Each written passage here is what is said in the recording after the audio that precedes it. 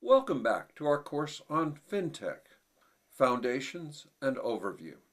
In this session on FinTech technologies, we're going to look at the issue of big data and data analytics. And we're going to take a look at what does this mean both in terms of the opportunity and how this technology or capability enables FinTech applications to develop. With me I have Dr. Hilton Chan, adjunct professor at HKUST and CEO of his own company in the fintech space. And so as we talk about big data, how important is data mining, data analytics to fintech? Yes, in the old days, a lot of the data are residing with the government or some of the big companies. They have control of all the data, like the banks, the telecommunication companies, etc. But now with internet, a lot of the data are being uploaded onto the internet, including news, a lot of articles being written by person, blogs.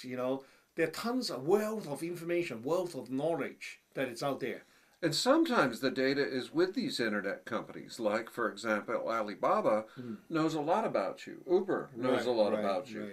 Airbnb may know a lot about you. And so they may have the data in other databases that the big banks or telecoms or insurance companies don't have. Yes, that's right. Nowadays, everybody will use search engines. Obviously, you leave down a digital trail on a lot of the search engines. So before I want to visit Australia, I probably would key in those information and ask for what are the scenery spots in Australia, hotels, etc.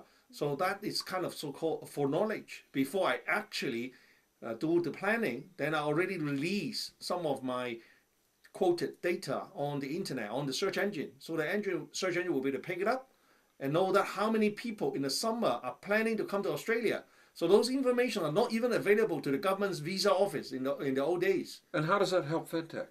Yeah. For example, if those information are available, then you would consider some of the stocks, So whether those informations would affect the tourist industry in Australia, or whether, let's say, if there is a certain disaster in a particular country, would that have any impact upon the tourism, impact upon certain stocks in the market, etc. Maybe an impact on the currency valuation of a country's currency? That will be as well, yeah. Yeah. Because we know that in some of the countries, tourism is big. Yeah. Tourism, foreign students, immigrants, and then all these other things, they all have impact upon the currency as well, yes. We may be able to gauge public sentiment based on data mining as well. Yes.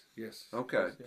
So that can matter. But one of the challenges of data mining is the data is often of poor quality. Yes. So what do we do about this problem of data quality or unclean data, if you will, or chaotic data? Right. Now, very often that on the internet, right, nowadays is what we consider as not only factual data there. There's a lot of opinions, a lot of rumors, and a lot of kind of quote unquote, and then you don't even know what is the original source of that. And then also data built upon another data, and then once you find out the original source, the story could be totally different, etc.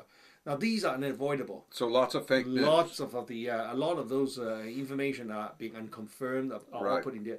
Now, of course, there's the good and the bad parts of it. The exciting part is for technology people is that how could you design a search engine or design some sort of engine to analyze the ocean of data to identify some of the good ones or the quality ones that fits your problem-solving requirement. So we have more and more data, but that data may not be easy to use. Yes, yeah. And that's why that comes up with a lot of data analytics model, a lot of engines, and then people apply statistics or different models to try to find out. For example, something very simple, basic. If different source of data all pointing to set that direction, we consider that piece of data will be something close to the factual. But on the other hand, when people understand that, then people try to create a so-called a fake fact, from different source, so that it would deceive the engine, right? So it's always the good and the evil is always playing against each other in real life. Some people argue that the meltdown in 2010 of financial markets with 9% drop in one day was due to some attempts to manipulate the market with false signals or information that caused algo trading to go awry. Yeah. Some say it is, some say it's not. But obviously, people would realize that with program trading, everything built in, if almost like somebody has just go If to you room get and the say, wrong signals. yeah, and say fire alarm and alarm bell is on or whatever. Yeah. Just by screaming, and then everybody get panics, and then everybody react to the market. And also, research discovered that, especially in sentiment analysis, is negative news cause people to react faster than positive news.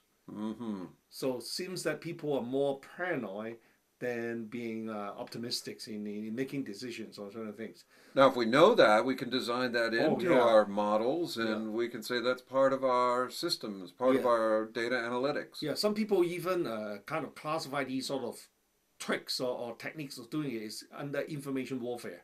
Uh-huh. So Okay. people are saying that it's before you want to create these sort of threats or rumor or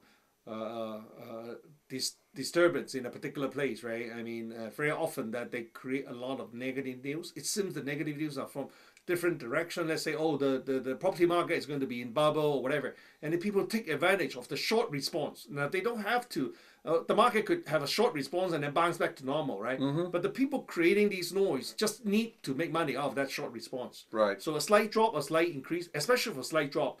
Slight increase is probably difficult to push the price up, but drop is easier to do. So that's why Okay. a lot of these people are purposely using different techniques to kind of influence the people's behavior so that they could take advantage of that in the financial market. Can we use this in other contexts besides fintech?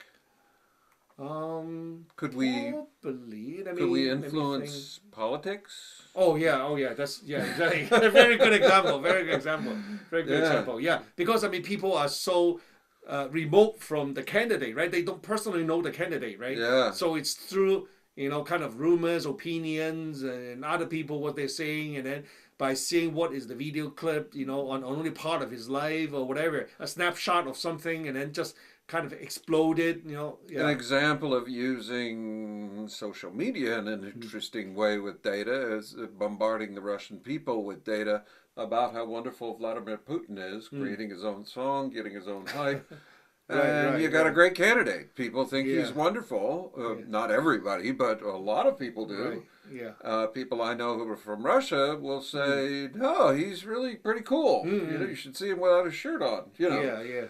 I don't know if I want to see President Trump without his shirt on, but okay, maybe some people have. But at any rate, so we can get a lot of hype and buzz. How important is this increasing amount of data, this better tools for data analytics in fintech markets?